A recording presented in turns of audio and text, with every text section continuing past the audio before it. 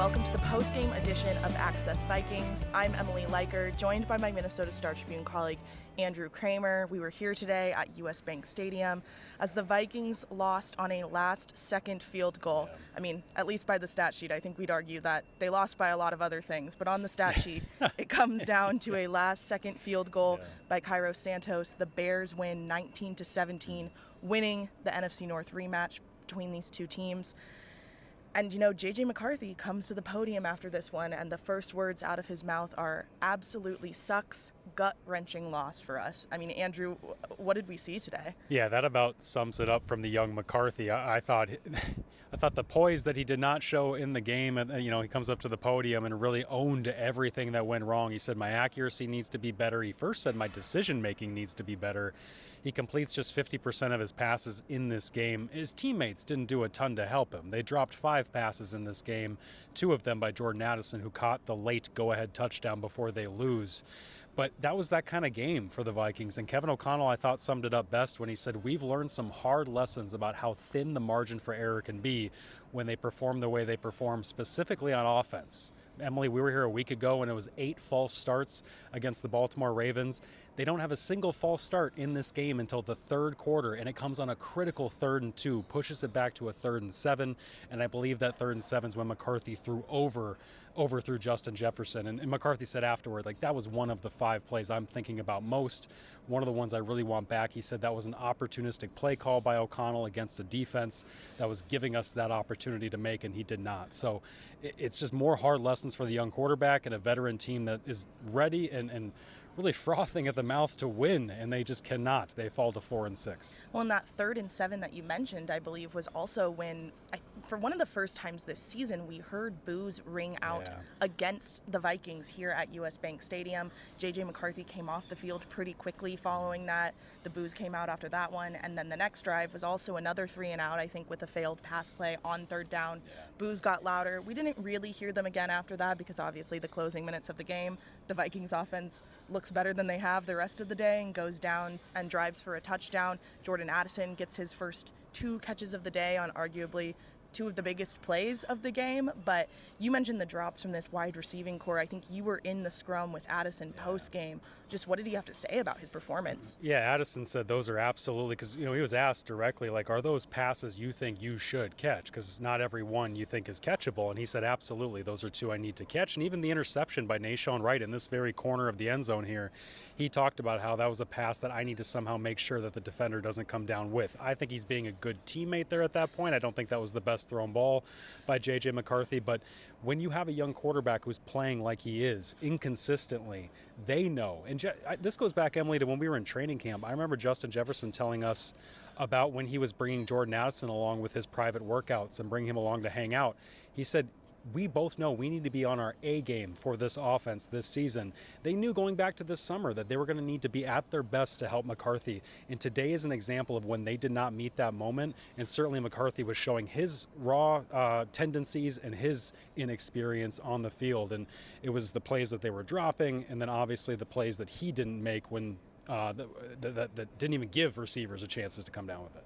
Yeah, and I think just overall today, not from one person in particular, but it did start to feel like we felt some of the frustrations coming through with this offense in a way that they've managed to stay pretty light through some of the ups and downs of this season, and they all came into this year knowing, like you said, that there were going to be these bumps with J.J. McCarthy, but there were moments today, like I said, J.J. running off the field after that 3rd down looking visibly frustrated, the booing, there's just moments where you could tell that maybe some of this stuff is starting to get to a point where they're like, I don't know what we can do about this. Yeah, and Kevin O'Connell talked about staying the course, about trusting the process, all these things that he has to say, and it's about getting the rest of the team. And O'Connell made sure to mention, too, afterward that when I was talking to the team after this loss, he said, I had every eye on me.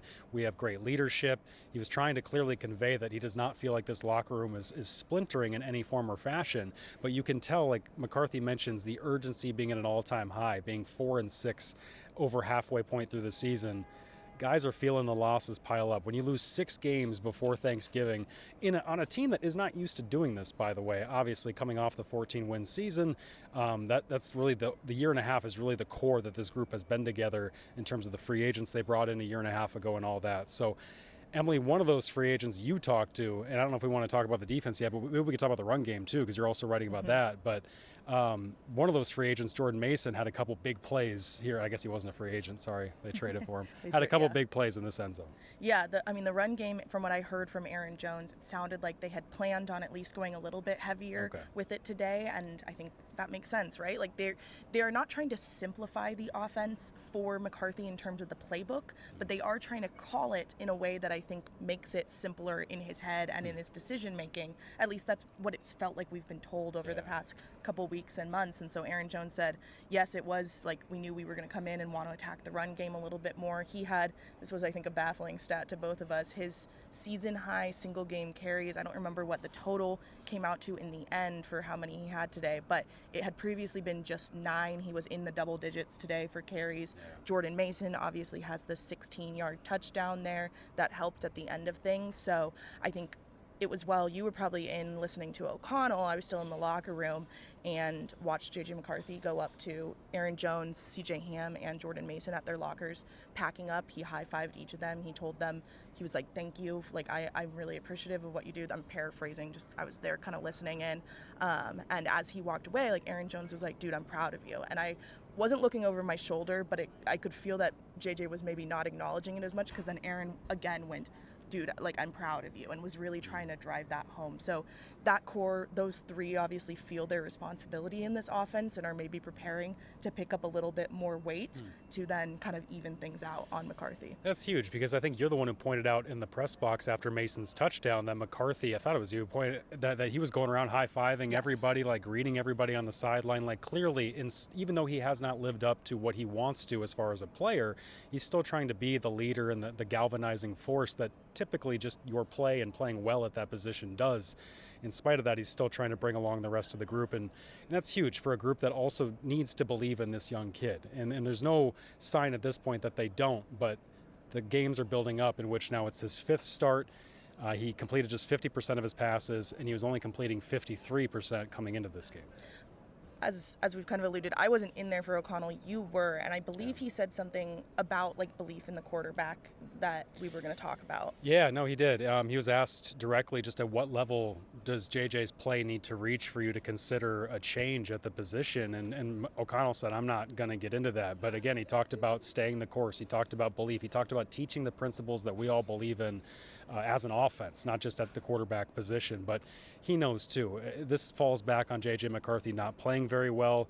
McCarthy said as much in terms of taking responsibility for all of this, and so it's on O'Connell, because he was asked too about how do you balance having the long-term vision for development at this position that he's talked about. O'Connell, it's his famous quote of how organizations fail quarterbacks more than quarterbacks fail organizations. He's now at a pivotal moment in J.J. McCarthy's first full season or half season as a starter where he's got to try and navigate this thing. And he said, look, I just need to do a better job. It's my job to do it. I need to find ways to do it. It's not an easy spot to be in for a very veteran team that's got such a young, raw quarterback at that spot. Let's go ahead and flip on over to the defense, which I thought for the most part played pretty well today. Like they managed to hold the Bears to a lot of field goals. I think ended up forcing 6 punts out of that offense. So it was still some cases of Caleb Williams getting the slip on them, and we saw some tackles in the backfield that should have been sacks or should have been tackles for losses, and he just managed to spin out or step out. But overall, they were pretty solid in trying to make sure this one didn't run away from the offense, so that the offense, despite how it had been playing all day, still had that chance at the end. Yeah, it was a little like the Ravens game where there was just a couple drives where it seemed to get loose on them. You know, you mentioned Caleb Williams. There was the one touchdown drive. Jay Ward should have had a sack that he misses. Caleb runs for 7 yards. I think that was one of their 11 runs on that long drive where they racked up almost 50 rushing yards on a 74-yard touchdown drive. Outside of that, started with another 3 and out, much like the Ravens game. It felt like they were ferocious against the run. They were keeping Caleb in the pocket. They did not seem to blitz Caleb very often. They would send some 4-man pressures and do some unique things, but they weren't sending 5+ at him very often, and he's been pretty good against teams that do that. So you could tell Flores was well-versed on the scouting report for this kid, dropped guys into coverage, made him hold on to the ball, and the Vikings sometimes let him loose. But largely, I thought they contained him. This was another performance that I'm sure was frustrating for a defense that feels like it's doing its job, but it's just not translating to wins. And we should also mention it's not translating to the big negative plays we're used to seeing. The Bears had one dropped handoff from DeAndre Swift, and somehow Romo Dunze, the only Bear back there, manages to land on that thing. Like, it just feels like the ball is just not bouncing their way on defense. Right, and then there was, I think, a pass that had maybe looked like it had been caught and then dropped, but ended up being ruled an incomplete, that Josh Metellus tried to scoop up. That obviously didn't go their way either. But, yeah, I mean, this Bears defense had 2 interceptions.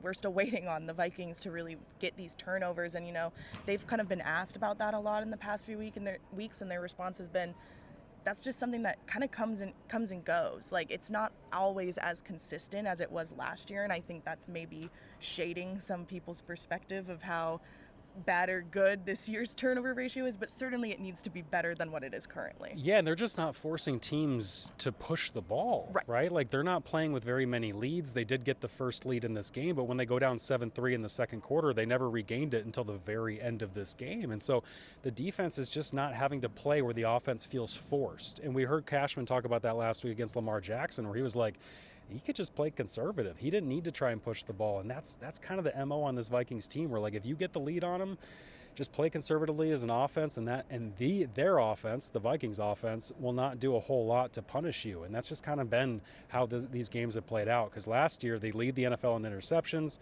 They also led the NFL in the amount of opposing throws that teams had to leverage against them. Like, the teams just had to throw because Sam Darnold was lighting up the scoreboard. And so we're seeing the trickle-down effect of when the offense is not producing, the defense, it's pressing, it's trying to get those negative plays, and they just can't force them out of any offense. Jalen Redmond keeps performing well. There was one play where we kind of turned to each other and we're like, wow, Jalen Redmond's got some speed to him. He was trying to chase down, I think he forced Caleb Williams out of bounds on a scramble, and he had run from the center of the field. Dallas Turner had a pretty strong game, especially after last week and some of the bumps he had with that roughing the passer penalty, with the body weight rule on Lamar. He got his sack this week on Caleb Williams, and then had a couple, I think 3 quarterback hurries and another 2 tackles for loss, so he played well.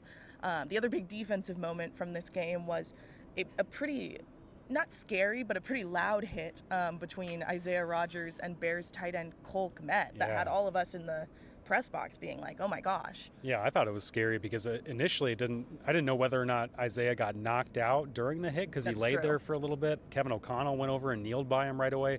Teammates were kneeling by him, but yet his reaction to you in the group was a little different after the game. Yeah, I went up to him and he was talking about some other stuff and just the defense, and I went, well, Isaiah, like, how are you feeling after that hit? Because it came early, he was in the tent for a while, but then pretty much went right back out there, was cleared of concussion protocol, and he got a smile on his face before the question was even out of my mouth, and then just goes, he's big, he's a big guy, referencing Cole Kmet. And he did acknowledge, he was like, that was a business decision that I should have made better. Like, I should have gone a little bit lower on him to protect that there, but like, I'll learn from it, do better next time, whatever. But he didn't seem too fazed by that, even though for all of us it was a little bit like, oh my gosh, that's a lot. Because he spent a while in the medical tent too. Like, he was on the sideline medical tent for what felt like 5 or 10, I don't know the exact timeline, but and then all of a sudden he just went right back onto the sideline and rejoined the next series. It felt like, I'm not sure if he even missed a series. So yeah, that was a scary moment, but other than that, they escaped this one fairly injury-free as far as we know. Things can always crop up after the fact, but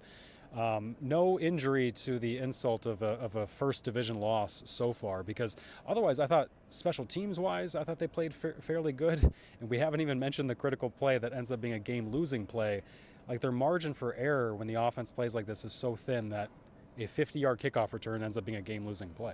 Yeah, I mean, the special teams ended up playing, I think, a pretty big role in this one overall. I mean, all across the board, and this is like, we've talked about Miles Price in these situations so many times where he has these good returns and they're often overturned by penalty. That was the case a couple times tonight, but that was an instance where the Vikings really needed that, and they did manage to hold true on that. So I think it's a case of how much can they replicate that in the coming weeks, because it's increasingly feeling like this offense cannot handle long, like 80, 70-yard drives. And so every time that they can get inside their opponent's 50 by either a return from Price or from the defense making a big play, like, that's that's kind of what they need, I think, if they want to end this season on the highest note that feels possible at this point, which I don't even know what the highest point is now.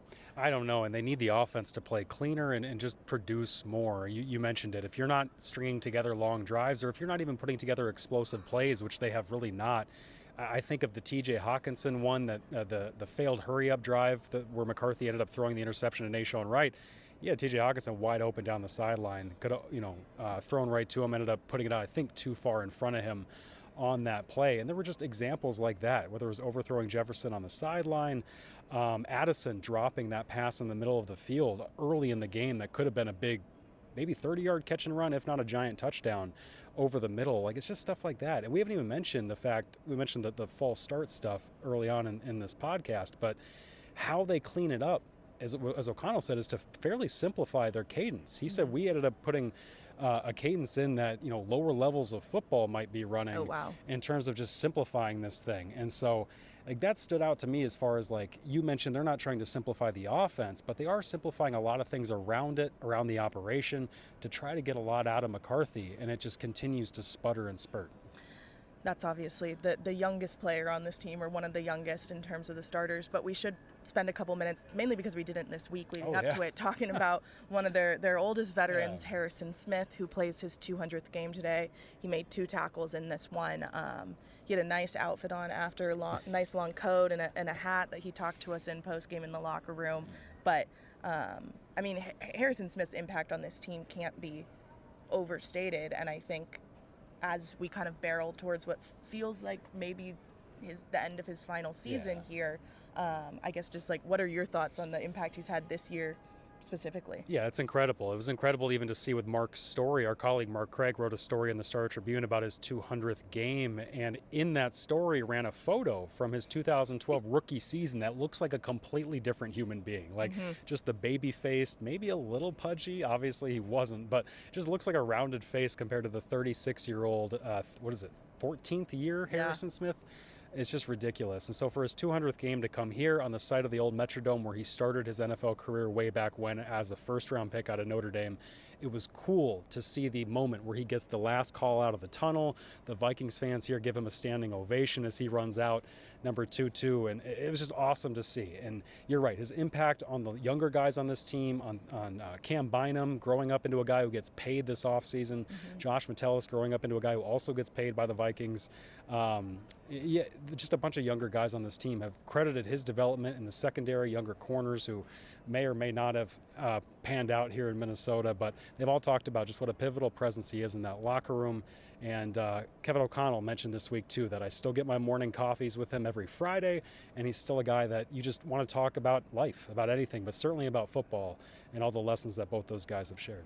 Yeah, Josh Metellus actually donned a throwback Harrison Smith jersey in the locker room today as he was talking. And then, of course, Harrison's wife and children also got to sound the horn. I'm not going to say the proper name because I'll butcher the Galler horn? Yeah, the Galler horn.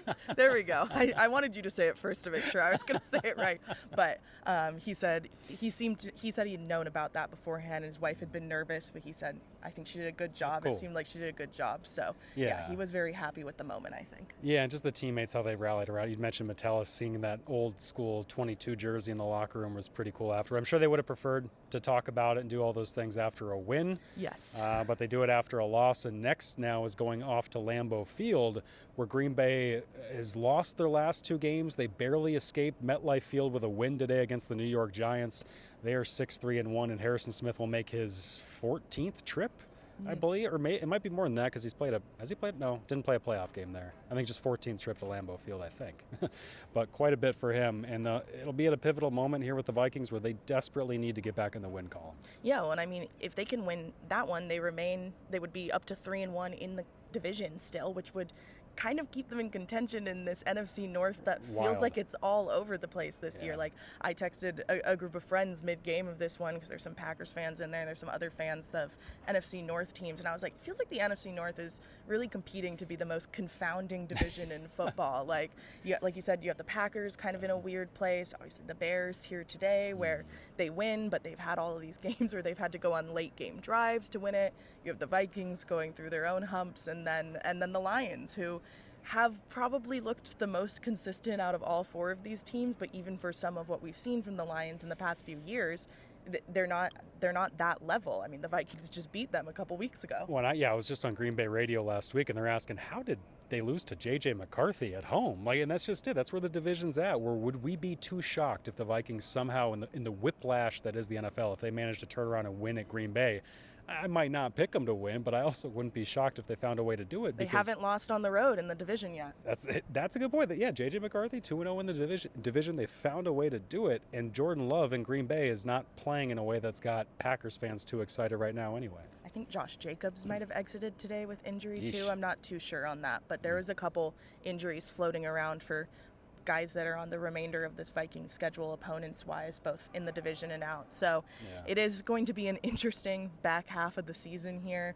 We're not back at home for a couple weeks, so it'll be next week, like we said, at Lambeau, and then obviously the rematch with Sam Darnold in Seattle that we keep on kind of bringing up as it's coming down the pipeline. And then they'll be back here against a Commanders team that at one point, hey, maybe this is going to be an interesting game, and now it's like, I don't know. The Commanders lost today to the Dolphins, so that season is not going the way the Commanders hoped either. No, they went all the way to Madrid to lose to Miami, which, Marcus Mariota and company will be, as you can see, probably behind us. The next home game, December 7th.